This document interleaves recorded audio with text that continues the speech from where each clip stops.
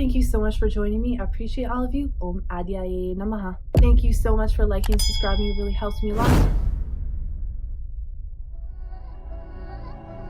Don't forget to check out my website, paradoxastrology.com. Book your consultation today. I can help you with anything.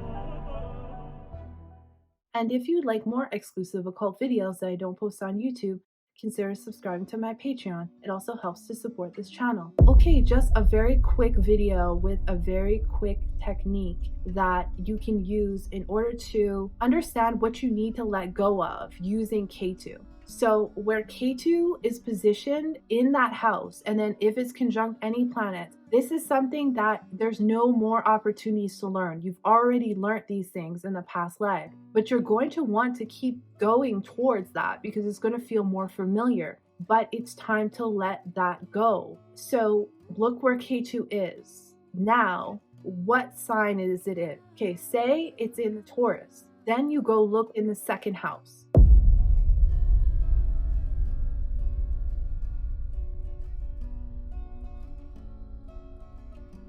And then that will give you the clues of why you started accumulating this baggage that you need to let go of. Then you look where the dispositor of Ketu is. So say Ketu is in Libra, then you look where Venus is. And that will tell you the story that created the baggage that you need to let go of. So I'm going to give you an example. So you see Ketu is in the 9th house with Mercury.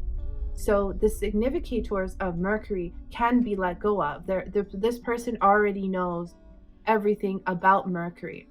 Now this is in Taurus. So we must look at the second house. Then the second house is money. So this particular person, the 9th house is higher education. And it didn't want them to focus on it. So they say that this can feel like there's nothing else for you to learn in that area, that it's almost like it's rotting. There's nothing to go to that area for. And this person described that they had to do higher learning courses for their career. And they said it was soul crushing to have to do this. So then we look at where is the second house. So the second house, what is the significator of the second house? The second house is money. So they had to do these courses because of money. That's what led them there. Then you look at the dispositor of Ketu. So where is Venus? Venus is in their 10th house. So they had to do these courses because of work, because they needed to make money. And they described it as very soul-sucking, having to sit in these courses where it was just very, very boring. So that is just an example of how you can use Ketu to understand where this is coming from. And this is another technique that I've learned from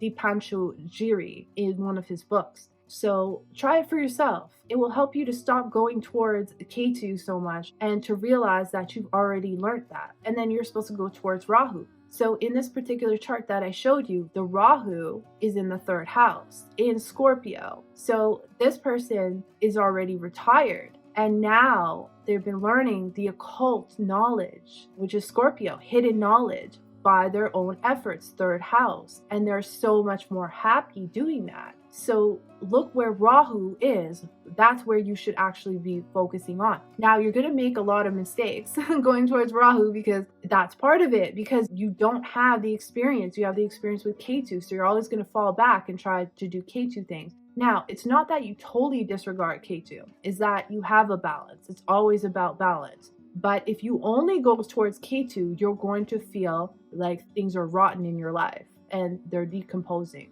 But if you go towards Rahu, even though it's difficult, you will achieve what you're meant to achieve in this lifetime. It is part of the soul purpose. It's the karma of this life. I can tell you for myself, having Ketu in the 9th house, I'm not supposed to go towards religion at all. So this is why I learned from everybody individually. And I have Ketu with Saturn. For example, throughout my life, I have to let go of control, having to control things. And then it's opposing the moon, going towards and learning from my own intuition rather than trying to control or trying to do things in the material world. I just have to trust my intuition. So these are just certain examples so that you can understand. But check out your chart and really dissect it, and you will definitely learn more about yourself. So I thank you so much for watching. I appreciate all of you, and I'll see you in the next one.